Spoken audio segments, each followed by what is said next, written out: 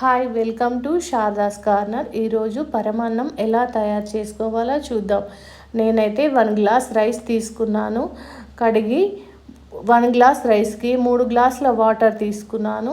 ఇప్పుడు stove on చేసి stove పైన గంజు పెట్టుకొని ఇప్పుడు అన్నం మెత్తగా ఉడకాలి. అందుకోసమే నేను 3 గ్లాసుల వాటర్ తీసుకున్నాను.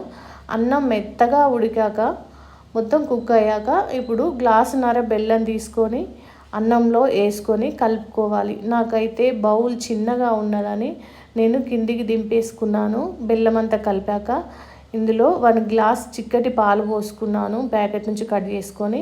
అలాగే 1/2 టీ స్పూన్ ఇలాచీ పౌడర్ వేసుకున్నాను. ముందే ఫ్రై చేసి పక్కన పెట్టుకున్న డ్రై ఫ్రూట్స్ని ఇప్పుడు పరమాన్నంలో వేసుకొని అలాగే 1 స్పూన్ నెయ్యి వేసుకొని అంతా కలిసేటట్టు ఒకసారి కలుపుకొని స్టవ్ పైన పెట్టుకొని 5 మినిట్స్ ఉడకనివ్వాలి. ఉడికాక ఇంతే పరమాన్నం రెడీ అయిపోయింది.